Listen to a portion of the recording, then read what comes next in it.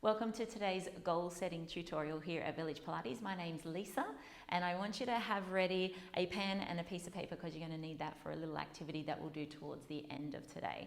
So it's all about goal setting, and what I want us to think about, let's have a bit of a visual to help us out. The circle down the bottom is going to be where you currently are, okay? And we're going to be thinking of the goal being somewhere, not where we are, okay? Somewhere further away. So the goal is up here. Okay. Now, I'm sure we're pretty aware of this, but let's just be clear. From where we are to where our goal is, whether it's a week, 2 weeks, a month, a year, whatever, years away, the journey from here to here is never going to be smooth sailing. So let's just get that out of the way now. Now, we're going to go up, we'll go a little bit right to left, a bit around everywhere, beautiful drawing, I know, and then eventually up towards our goal. Now, there's a couple of key things that we need to know about this beautiful journey that's going to take us there, and I guess what's behind it. So we need, number one, we're going to call it the why, okay? This is our why, okay, or the intention behind it.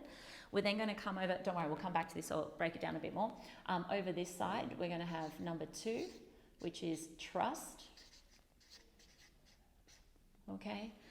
And then number 3 is going to be at the top here, and we're going to be talking about how to actually create a goal for you.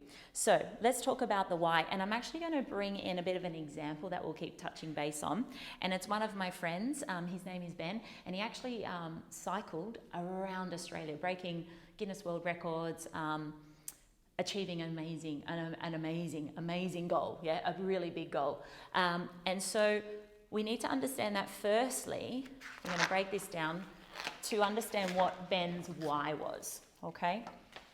So number 1 is the why, or as I mentioned, the intention. Okay, so for Ben, it wasn't about the TV coverage that he got. It wasn't about the Guinness World Records that he got.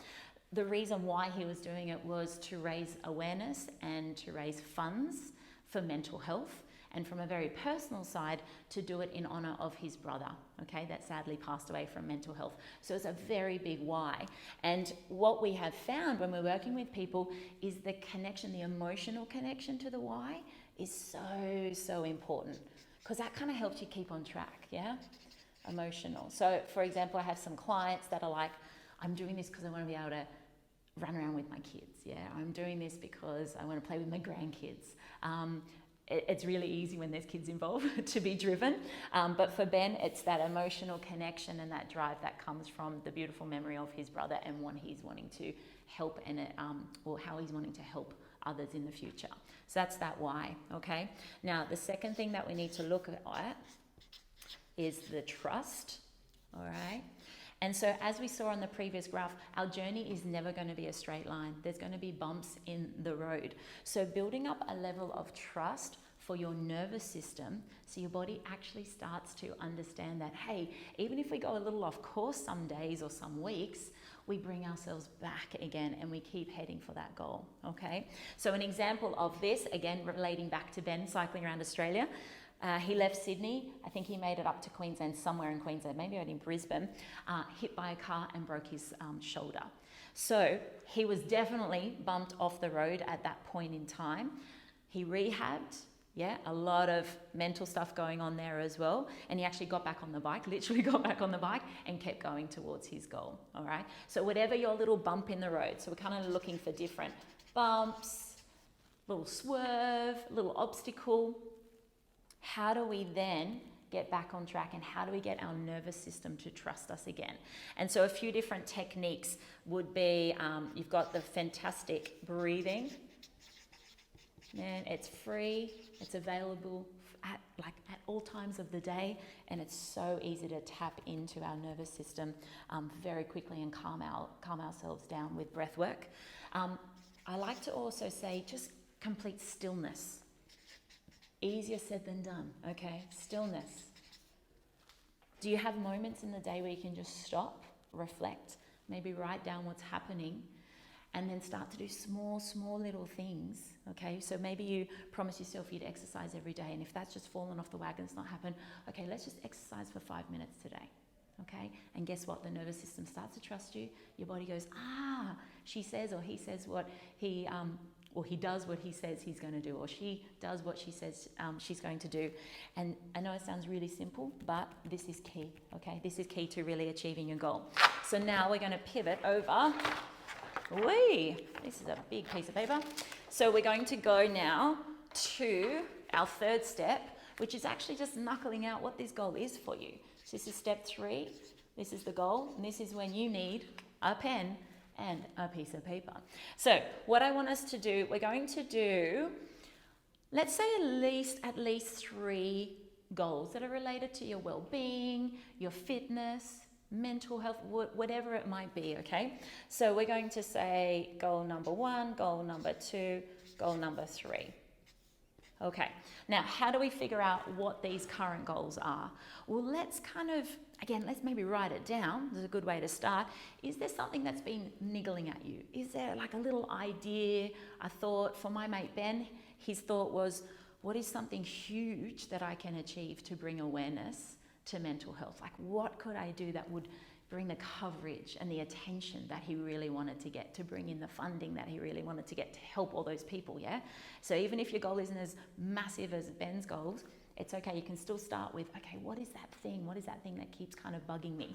Maybe it's, keep opening up my cupboard. I see those pair of jeans hanging out in my cupboard. I can't fit into them at the moment. I really want to try and fit into them. Or maybe it's hanging out with your grandchildren and, you know, thinking, I'd love to be able to participate in the games they're playing more, get down on the floor with them. Okay, so whatever it is, just start to write out those little things, all those big things that are coming to you. Maybe it's a marathon. You've always been, man, I want to do a marathon, haven't gotten there yet. Okay, so we're going to write out at least 3. You can go crazy as you want, but let's go at least 3. And then once you've done that, so if you need to pause the video, pause, write those things out. And then we come back and we look at all those goals that you've got listed out. And then you pick the one that really hits home, okay? And remember that emotional connection to it. Okay, how much would it mean to you? How much would your body really just love to achieve that goal? And then you're going to do a big circle, okay? So for Ben, it was riding around Australia. That's a very basic one, or description of what he did, riding around Australia. Okay, now from here, so you have your goal, and then we want to really make sure that it is what we call a SMART goal. You may have heard that term before, but just in case you haven't, SMART is an acronym. S-M-A-R-T, okay? So is your goal specific? All right, so let's use Ben's example. He was specific in saying he wanted to ride around Australia, getting to the most north, south, and east and westerly points of Australia, and he wanted to do it to raise funding and money for mental health. Okay, very specific goal. All right, then is it measurable? Okay, so his goal, very measurable. Did he actually achieve getting to the north, south, east, west? And did he raise money and funding and awareness for mental health? Yes, he absolutely did. Okay, tick that off. Is it actually attainable? So for his goal, if he had never ridden a bike before, okay, and he set this goal to happen in a week's time, it's not attainable. Okay, setting yourself up for failure. Okay, so can you actually attain the goal? And we'll come to the T in a second, but in a timely manner as well. Okay, and is it relevant? Okay, so for Ben, this is beautiful to relate it back to your values. And again, that kind of that why, that intention, that all relates back. So everything, his goal, was it relevant? Yes, he could actually ride a bike. That's kind of helpful for what he wanted to do. Again, he wanted to do it for mental health. So he had all the relevant things behind him to achieve this goal. And then the last thing is time-based, okay? Are you setting an achievable and a realistic time frame around when you're going to get to that goal? Again, Ben's example, I think he set himself 9 months or something along those lines, okay? So just really check back at those goals, and if it doesn't fit into this SMART goal, you might have to tweak it a little bit, okay? Or maybe you need to go and then circle a different goal and see if you can brainstorm that one. Okay, guys? So that is our beautiful goal activity. So now that we do have the goal, We really want to make sure that we understand the concept of like chunking things down, bite-sized pieces. Okay, so Ben's example again, he wanted to ride around Australia. It was going to be about a 9-month achievement, but even way before he even started the 9 months, he had to do a lot of training. Okay, so he would have been doing daily things, chunking it right down, like daily. What are you going to eat every day? How much training on the bike do you need to do? What other cross training? He used to come to Pilates sessions as part of his cross training. So really breaking it down daily is a great idea. Sometimes people even do it every 2 days. That's absolutely fine. So what is that goal?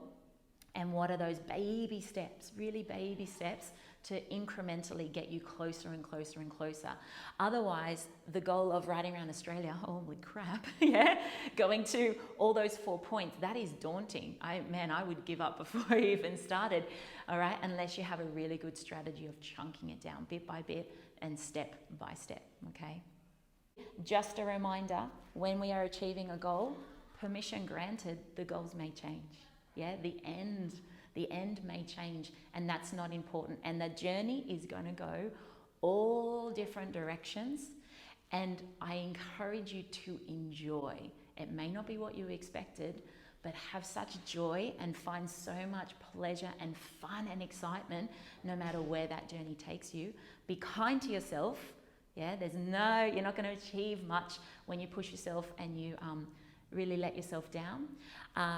And another little key tip for that one, I always question myself, would I speak to my children the way that I'm speaking to myself?